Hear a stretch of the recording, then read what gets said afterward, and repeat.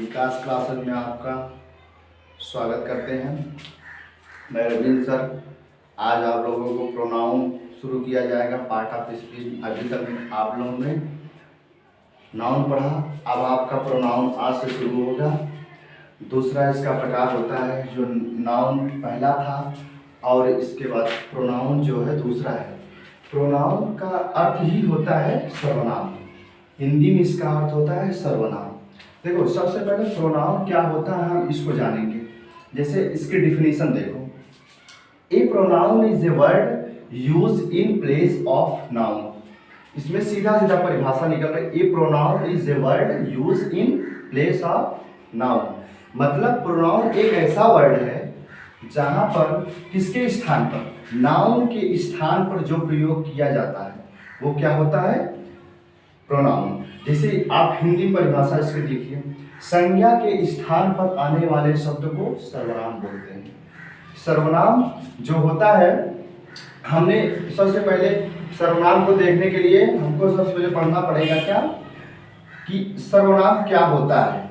देखो, जैसे मैं किसी का नाम ले लिया रवि, रवि का नाम मैं लिया, जैसे बोल दिया रवि एक अच्छा लड़का है, तो रवि के बारे में हम उसी के स्थान पर, जैसे मैं बोल दिया ही, तो ये क्या हो गया, रवि के स्थान पर प्रयोग किया जा रहा ही, तो ये क्या हो गया तुम्हारा प्रोनाउन। क्या हो गया, प्रोनाउन।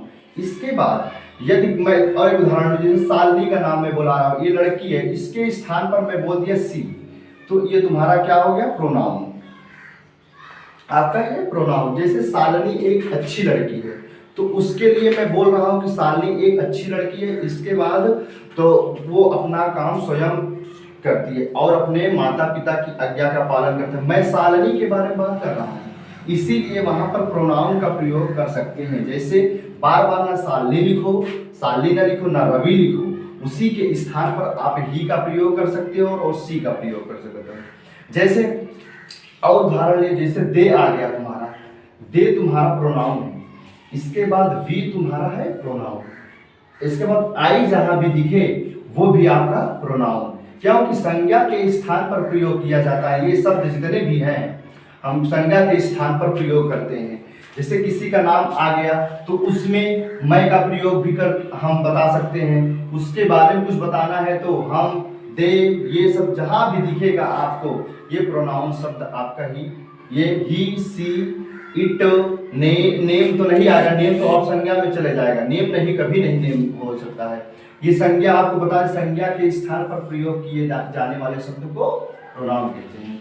अब देखो, हम जो काइंड्स ऑफ प्रोनाउन होते हैं वो हमारे कक्षा 10 में जो है सिलेबस में वो 9 बताए गए हैं, मगर हम आज आपको 6 के बारे में बता रहे हैं इसमें बोर्ड पर।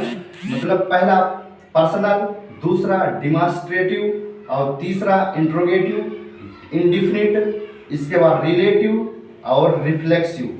अब देखो, जो पर्सनल प्रोनाउन होता है, मैं इसको पहले आपको पढ़ाऊंगा। जो पर्सनल प्रोनाउन होता है वो पुरुषवाचक होता है। दूसरा जो डिमॉन्स्ट्रेटिव होता है वो संकेतवाचक होता है। इसके बाद इंट्रोगेटिव होता है, इंट्रोगेटिव जो होता है वो प्रश्नवाचक होता है। इसके बाद आपका डिफिनिट आता है, डिफिनिट मतलब ये होता है अनिश्चित। इसके बाद रिलेटिव, रिलेटिव किसी के लिए संबंध जहां बतलाया जाए, और रिफ्लेक्सिव निजवाचक होता है। क्या होता है, निजवाचक। इसके बाद मैं आपको आज पर्सनल प्रोनाउन के बारे में बताऊंगा। देखो, पर्सनल प्रोनाउन मतलब होता है पुरुषवाचक या व्यक्तिवाचक, किसी भी विशेष व्यक्ति के बारे में जहां पर हमको बताया जाता है, मतलब इसमें सिर्फ व्यक्ति के बारे में प्रयोग किया जाता है, उसे यह आपको समझ में आ रहा है, पुरुषवाचक होता है, तो वहां पर पर्सनल प्रोनाउन होता है। जहां पर किसी व्यक्ति के बारे में बोध कराए वो आपका पर्सनल प्रोनाउन हो गया। देखो, पर्सनल प्रोनाउन में जैसे मैं उदाहरण ले लिया, किसी का नाम लो पुरुष में, जैसे तुम्हारा ये ही हो गया ना, ही माने वह, ही माने क्या है, वह तुम्हारा क्या है, प्रोनाउन। तो ये बताओ, तो मैं पर्सनल प्रोनाउन का प्रयोग करूंगा, तो जैसे किसी का नाम आ गया रवि, तो ये पुरुषवाचक है कि नहीं, रवि जहां आ गया तुम्हारा वो पुरुषवाचक हो गया। इसके बाद जो ये पर्सनल प्रोनाउन होता है उसको हम 3 प्रकार से पढ़ते हैं। पहला नंबर देखो, पहला पढ़ते हैं पर्सनल प्रोनाउन। तो उसमें जो पहला है वो फर्स्ट पर्सन और सेकंड पर्सन फिर थर्ड पर्सन।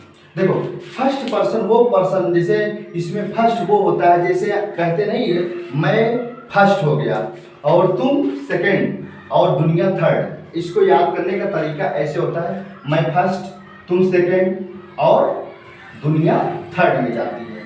तो इसमें देखो फर्स्ट पर्सन जो होता है हमें आई को लेना पड़ता है और वी को, आई और वी जो होता है ये फर्स्ट पर्सन के करता है। इसके बाद जब सेकंड पर्सन का होता है उसमें क्या क्या होता है, सिर्फ यू का प्रयोग करते हैं। यू का प्रयोग जहां हमको दिखेगा वो सेकंड पर्सन का होता है। और थर्ड पर्सन वो होता है जितना आपका बचेगा, मतलब आई और वी और यू को छोड़कर थर्ड में सभी आ जाएंगे। इसमें नेम भी आ जाता है।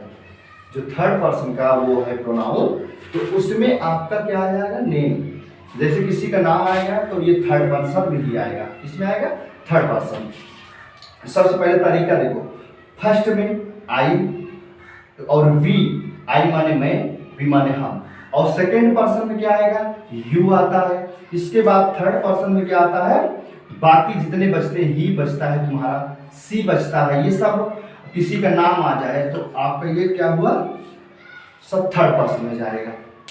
इसके बाद फर्स्ट पर्सन माने क्या होता है जानते हो, हिंदी में इसको समझो।